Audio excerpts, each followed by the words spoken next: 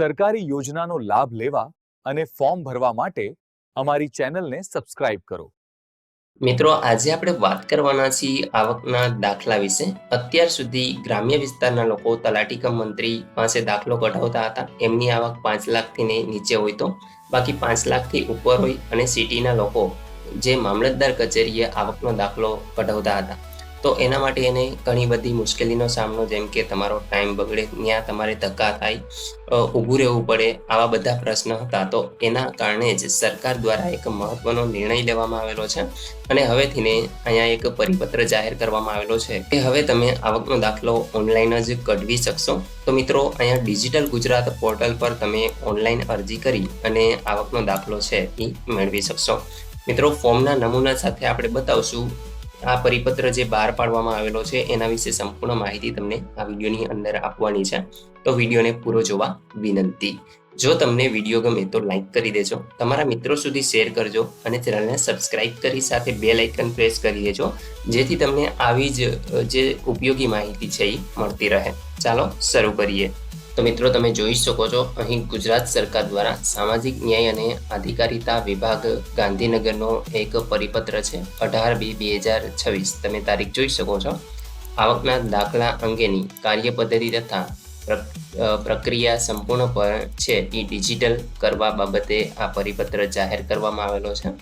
મિત્રો, આપણે નીચે અહીંયા તમે જોઈ શકો છો કે અત્યાર સુધી કેવું હતું કે ગ્રામ પંચાયત કક્ષાએ આવકનો દાખલો અને જે સત્તા છે એ તલાટી કમ મંત્રીને આપવામાં આવેલી, તેમજ આવકના દાખલા અંગેની જે અરજીના નમૂના છે એ પણ અહીંયા નક્કી કરવામાં આવેલા છે.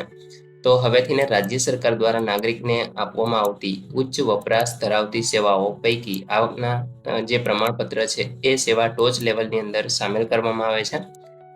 રાજ્યના અરજદારો અને લાભાર્થીઓને આવકના પ્રમાણપત્ર મેળવવા માટે જે બિનજરૂરી હાલાકીનો સામનો કરવો પડતો હતો એ હવે ન કરવો પડે, એટલા માટે આવકના પ્રમાણપત્ર આપનાર જે સત્તાધિકારીઓ છે, જે વહીવટ બોજામાંથી મુક્તિ મળે તે માટે આવકના પ્રમાણપત્ર આપવા અંગેની એક કાર્ય પદ્ધતિ સરળીકરણ કરવા તથા ડિજિટલાઇઝેશન કરવા માટેની બાબત સરકારની વિચારણા હેઠળ હતી.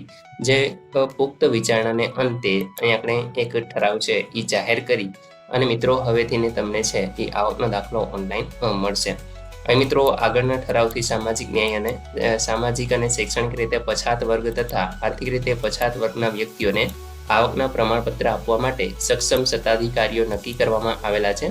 જે સૂચનાઓ આથીને રદ કરવામાં આવે છે, તેમજ હવે પછી આવકનું પ્રમાણપત્ર આપવા માટે નીચે મુજબના અધિકારીને સક્ષમ અધિકારીઓ તરીકે અધિકૃત કરવામાં આવે છે. તો અહીંયા આગળ મિત્રો, હવે કોણ તલાટી કમ મંત્રી દ્વારા જે દાખલા આપવામાં આવતા હતા એના દ્વારા હવે મિત્રો તમે જોઈ શકો છો કે એક મામલતદાર શહેરી વિસ્તાર માટે અહીંયા આગળ તમને દાખલા કાઢી આપશે અને બીજું છે તાલુકા વિકાસ અધિકારી જે ગ્રામ્ય વિસ્તાર માટે તમને દાખલા છે એ કાઢી આપશે. આગળ મિત્રો, આગળના જે ઠરાવ છે એ માટે આવકનું પ્રમાણપત્ર જે તે નાણાકીય વર્ષમાં ઇસ્યુ થયેલ હોય તે નાણાકીય વર્ષ સહિત 3 વર્ષ માટે આ માન્ય રહેતું અને અત્યારે પણ રહેશે જ. પરંતુ આ સમયગાળા દરમિયાન અરજદાર કે અરજદારના કુટુંબની આવકમાં જો કોઈ ફેરફાર થાય તો તેમને સ્વૈચ્છિક રીતે જ જાણ કરવાની થાય છે અને ત્યાર પછી આવકનું જે પ્રમાણપત્ર છે એ આપવા સંબંધિત સક્ષમ અધિકારીને કરવાની સંપૂર્ણ જવાબદારી અરજદારની રહેશે.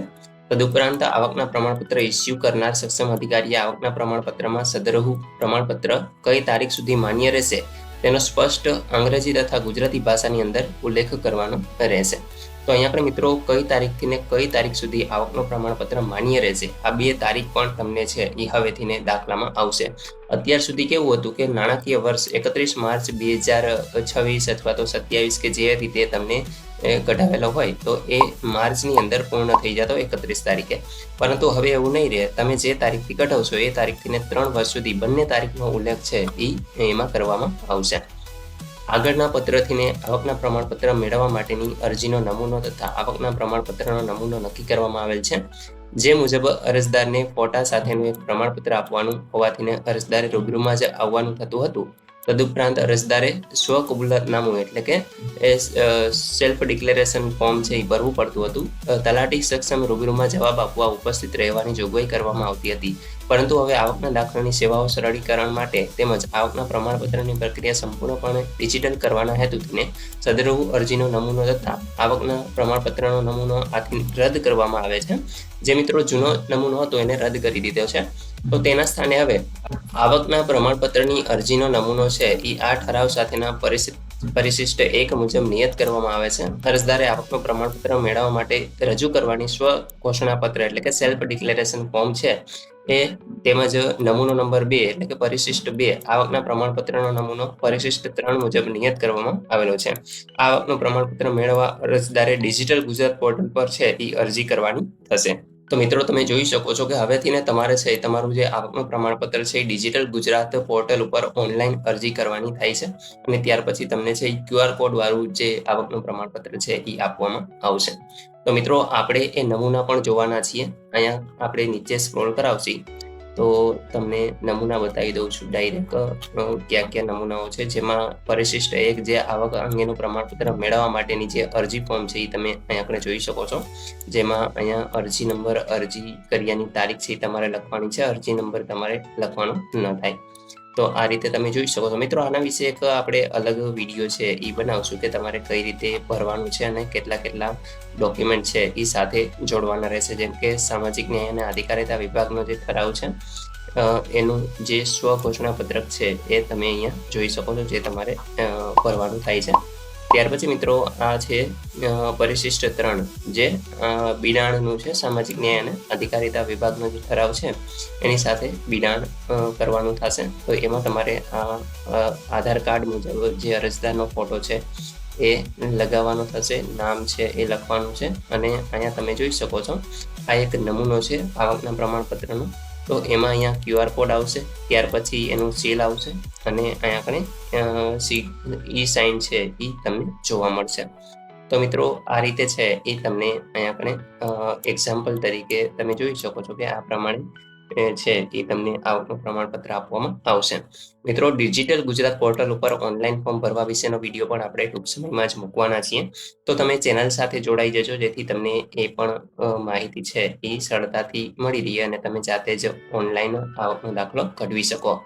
આશા રાખું છું કે આ વિડીયોની અંદર તમને આવકના દાખલા વિશે સંપૂર્ણ માહિતી મળી ગઈ છે. તેમ છતાં પણ કોઈ પ્રશ્ન હોય તો કોમેન્ટ દ્વારા પૂછી શકો છો. વિડીયોને લાઇક કરજો, તમારા મિત્રો સુધી શેર કરજો અને ચેનલને સબસ્ક્રાઇબ કરી લેજો જેથી આવી કોઈ પણ માહિતી આપ સુધી પહોંચતી રહે. વિડીયો જોવા બદલ આપનો ખૂબ ખૂબ આભાર. મળીએ એક નવા વિડીયો સાથે. ત્યાં સુધી જય હિન્દ.